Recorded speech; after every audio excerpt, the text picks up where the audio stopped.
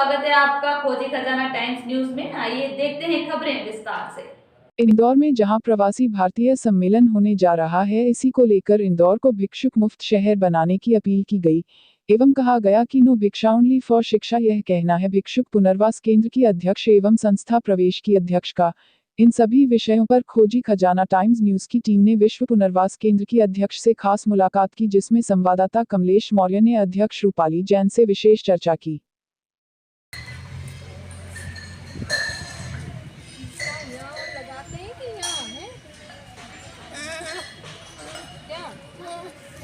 ये ना गार्ड थे।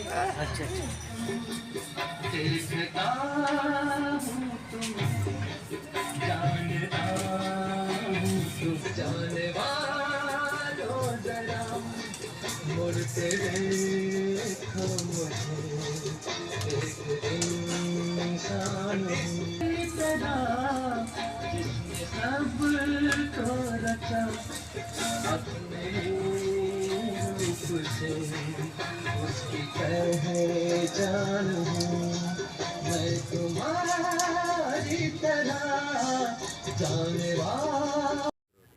नमस्कार, स्वागत है आपका खोजी टाइम्स न्यूज़ में। आप देख रहे हैं जहां एक और मध्य प्रदेश के मुख्यमंत्री प्रधानमंत्री जी भिक्षुक मुफ्त शहर बनाने के लिए संकल्पित हैं, वहीं इंदौर शहर में भिक्षुक मुफ्त पुनर्वास केंद्र का ओपनिंग हो चुका और यहाँ पे कई प्रकार के मरीज लोग हैं और कई प्रकार के ऐसे बुजुर्ग हैं जो घर से निकाले गए हैं या माँ बाप ऐसे हैं जो लड़कों के द्वारा सताए गए हैं। ऐसे ही आज हम भिक्षुक केंद्र के अध्यक्ष मैडम हमारे बीच हैं, इनसे जानना चाहेंगे कि मैडम किस किस प्रकार के मामले आपके बीच आते हैं और किस प्रकार से यहाँ पे आप रेस्क्यू करते हैं। मैडम स्वागत है आपका हमारे न्यूज़ चैनल में। मैडम बताएं किस प्रकार के यहाँ पे भिक्षुक लोग को आप पुनर्वास केंद्र में लाते हैं और किस प्रकार का इलाज चलता है? देखिए, एक तो बहुत ही अच्छी बात है कि भिक्षुकों को समाज की मुख्य धारा में लाने का एक विचार माननीय प्रधानमंत्री जी के मन में आया और उन्होंने इंदौर शहर को इस कार्य हेतु चयनित किया है। जब हम रेस्क्यू करते हैं तो कई तरह की समस्याएं हमको देखने में आ रही हैं। एक तो सबसे पहले इनकी बीमारी कि कोई टीबी का मरीज है, कोई हीमोग्लोबिन कम है। फिर अधिकतर जो समस्या हम जड़ तक पहुँचे तो देखने में आया है कि कई ऐसे कपूत बेटे बहू हैं जो अपने बुजुर्गों को अनुपयोगी मानते हुए उन्हें सड़क में फेंक देते हैं या फिर उन्हें भिक्षावृत्ति में धकेल देते हैं कि भीख मांग कर लाओ तभी घर में प्रवेश करने को मिलेगा।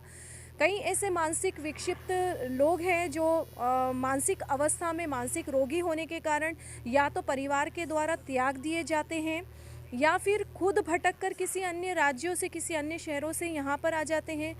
जब इनकी काउंसलिंग की जाती है इलाज के पश्चात तो कई ऐसे केसेस देखने में आते हैं जो काफ़ी दर्दनाक हैं, जिनको देखकर हमारी भी आंखों में आंसू आ जाते हैं। तो इस तरह से अब इन लोगों को समाज की मुख्यधारा में ला रहे हैं और पुनर्वास कर रहे हैं। मैडम बात की जाए कि जिस प्रकार बहुत से लोग बोलते हैं हिंदू अलग रखते हैं, मुसलमान अलग रखते हैं, लेकिन आपके पुनर्वास केंद्र में देखा गया है कि यहाँ पे सबको एकजुट करके रखते हैं। क्या कारण है मैडम जो आप इनको एकजुट करके रखते हैं?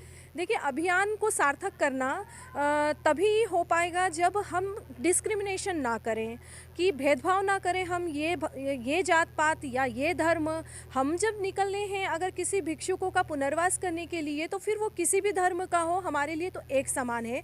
हमारे यहाँ सभी धर्म के भिक्षुक पुनर्वासी हैं, महिला पुरुष दोनों में सभी समाज के लोग हैं और हम सभी को एक जैसा रख रहे हैं। यहाँ पर पूरा हिंदू धर्म के हिसाब से भी काम हो रहा है और अगर इनकी कोई मृत्यु होती है तो जो जिस धर्म का है उसका अंतिम संस्कार उसी धर्म के अनुसार किया जाता है।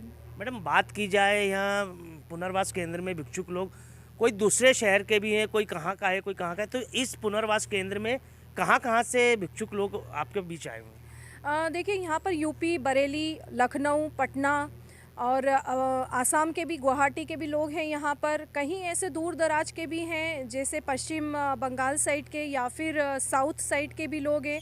हमारे यहाँ पर आंध्रा से भी आए हुए एक चिन्ना नाम के व्यक्ति हैं यहाँ पर। तो बहुत दूर दूर से ये लोग भटक कर आए हैं, शायद या तो गाड़ियों में बैठ जाते हैं मानसिक अवस्था में, या फिर कई बार ऐसा होता है कि घर में परिवार में झगड़ा हो जाता है, गुस्से गुस्से में हम किसी भी गाड़ी में बैठकर निकल जाते हैं और उसके बाद हम भटक जाते हैं। तो कई लोग जो हैं वो बता पाए हैं अपना पता और उन्हें उनके परिजनों तक हमने भेज दिया है, लेकिन कई लोग ऐसे हैं जो कुछ भी नहीं बता पा रहे हैं। तो हमारे लिए ये समस्या तो है कि उनको हम उनके परिजनों तक कैसे पहुँचाएँ। मैडम बात की जाए, आप इतना मुश्किल और कठिन कार्य कर रही हैं, कहीं न कहीं तो देखा गया है कि कोई ना कोई ऐसा भिक्षुक रहता है जो मारा पीटी पे उतारू हो जाता है या कुछ पत्थर फेंकता है, तो किस हिसाब से आप हैंडल करती पूरा मामला? देखिए, ये बहुत ही वाकई में कठिन काम है, चुनौतीपूर्ण है, लेकिन इस पूरे अभियान को मानवीयता और संवेदनशीलता के आधार पर ही एग्जीक्यूट करना है। कई बार ऐसी स्थिति का सामना करना पड़ता है हमें कि हमारी टीम जब रेस्क्यू करने जाती तो उन पर हमला हो जाता है।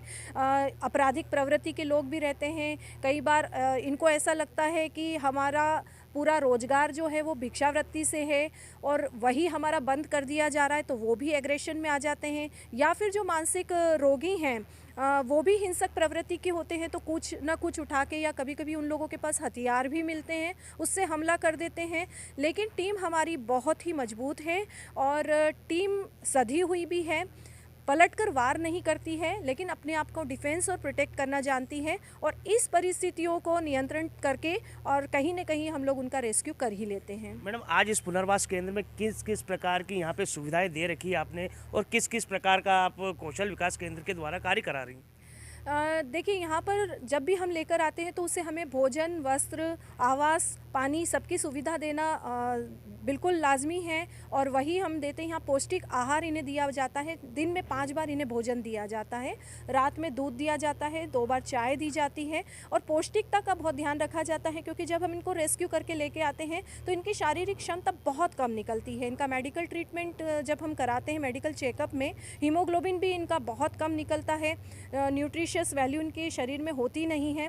तो शारीरिक रूप से इनको सक्षम बनाना और फिर उसके बाद इनका, देखिए, पुनर्वास का असली महत्व है ये कि आप इनको रोजगार के लायक बनाएं। तो शारीरिक क्षमता बढ़ाकर इनको विभिन्न कोर्सेज में हम प्रशिक्षण देते हैं, जैसे पंचगव्य के गोबर के दिए बनाना, मूर्ति बनाना, कपड़ा सिलाई भी करते हैं ये लोग, झोले बनाते हैं, थैला बनाते हैं और अन्य ऐसी कई डेकोरेटिव आइटम बनाते हैं और कहीं ना कहीं इनका मार्केट उपलब्ध करा के हम इनका बिकवा कर इनको रोजगार से जोड़ रहे हैं। मैडम अभी तक कितने लोगों को आपने यहाँ पे से ट्रेन करके भेजा और कितने लोगों को अपने परिवार से मिलाया है?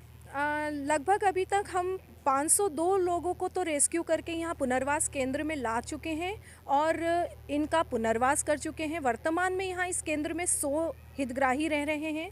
150 हम मेंटल केसेस इंदौर शहर से रेस्क्यू करके उनको ठीक करा चुके हैं और 300 ऐसे लोग हैं जो आपने सड़क में चौराहों पर कई लोग देखे होंगे जो कि पानी की कार धोने की आड़ में या पेन, पेंसिल, खिलौना बेचने की आड़ में चौराहों पर गाड़ियों के कांच खटखटा के और उनको परेशान करते हैं। ऐसे 300 लोगों जो कि बाहर झालावाड़, बांसवाड़ा, धार, झाबुआ इस शहरों से आए थे, उन्हें हमने वापस समझाइश देकर भेज दिया है, वो पुनः यहाँ पर नहीं आए हैं। इसके अलावा लगभग 300 लोग ऐसे हैं जो शनि कमंडल लेकर शनिवार के दिन निकलते हैं और भिक्षावृत्ति करते हैं, उनको भी समझाइश के बाद उनकी भिक्षावृत्ति छुड़वाई जा चुकी है। इसके अलावा बेटमा से दशहरा मैदान में लगभग 47 परिवारों ने जमावड़ा लगा दिया था, जो दिन भर भिक्षावृत्ति करते थे अन्नपूर्णा मंदिर के वहाँ महूनाका चौराहे पर और रात को उसी दशहरा मैदान में नशा करते थे।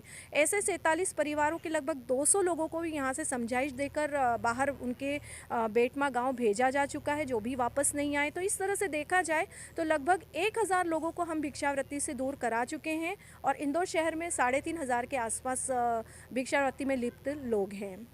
बात करें मैडम कि जिस प्रकार यहाँ पे लोग बाग भीख मांगते हैं या कुछ करते हैं, सबसे बड़ी जिम्मेदारी आती यहाँ के जो लोग हैं, ये एक तरह से अपना पूरा टेंट चला रहे टीम, एक मेन व्यक्ति रहता है और सभी को भेज देता है वो भीख मांगने के लिए। इसके लिए क्या सरकार इसके ऊपर और ठोस कदम उठाएगी, उचित कार्रवाई करेगी? बिल्कुल, देखिए जिस तरह से हम लोग मूवीज़ में देखते आए हैं कि माफिया हैं, गैंग्स हैं, बच्चों का उपयोग करते हुए उनके हाथ पैर काट कर उन्हें भिक्षावृत्ति में धकेलते हैं, या परित्यक्ता स्त्रियों को, महिलाओं को, या विधवा महिलाओं को, या बुजुर्ग महिला पुरुषों को भिक्षावृत्ति में लिप्त करते उन्हें कमाई का जरिया बनाते हैं, उनके माध्यम से भीख मंगवाकर और अपने आप को जो है वो सेटल करके रखे हुए ऐसे कई माफिया और गैंग्स हैं यहाँ पर, जिन्हें चिन्हित किया जा चुका है। और उनकी गतिविधियों को रोकने के लिए जन जागरूकता अभियान चलाया जा रहा है, क्योंकि जब तक हम लोगों को जागरूक नहीं करेंगे कि भिक्षा नहीं देनी है, तब तक ये डिमोरलाइज नहीं होंगे। इसलिए मैं इंदौर की जनता से डेफिनेटली आपके माध्यम से ये निवेदन करना चाहूँगी कि किसी भी प्रकार की भीख ना दें। कभी कभी हमें लगता है कि हम बिस्किट ही तो दे रहे हैं या हम खाना पीना ही तो दे रहे हैं, लेकिन आप देते रहेंगे तो ये बैठते रहेंगे। इसलिए बिल्कुल किसी भी हालत में भीख ना दें। कोई दान देने की इच्छा ही है तो पुनर्वास केंद्र में दान दें, या कई ऐसी संस्थाएं हैं जो किसी न किसी क्षेत्र में अच्छा कार्य कर रही हैं, आप उन्हें दान दें। लेकिन किसी भी हाल में, किसी भी सूरत में मंदिरों के बाहर बैठे या फुटपाथों पर बैठे हुए इन लोगों को दान ना दें। मैडम, आखिरी क्वेश्चन है, ये प्रेरणा आपको कहाँ से और कैसे प्राप्त हुई है? देखिए, ये बचपन से जब हम भी कभी मंदिर जाते रहे हैं, आज भी मंदिर जाते हैं, तो जब हम छोटे थे मंदिर जाते थे, हम देखते थे कि बाहर मंदिर के बाहर भिखारी बैठे हुए हैं और निकलते निकलते उन्हें कोई 1 रुपया दे रहा है, 2 रुपया दे रहा है या खाने का दे रहा है, तो हम जिद करते थे कि ये क्यों भीख मांगते हैं, इनको अपने घर क्यों नहीं ले जा सकते हैं। तो वही एक विचारधारा जो बचपन से मन में दबी हुई थी, और जब इस अभियान की शुरुआत हुई तो एक बहुत अच्छी खुशनसीबी हमारी रही कि हमको वो कार्य करने के लिए मिला है कि जिसमें हम इन भिक्षुकों को समाज की मुख्य धारा में ला पा रहे हैं। और डेफिनेटली ये एक मन के दबे हुए भाव थे जो अब जाकर सपने को साकार कर पा रहे हैं। अभी तक अपनी टीम में कितने सदस्य मौजूद और कितने लोग रोडों पे जागरूक हैं?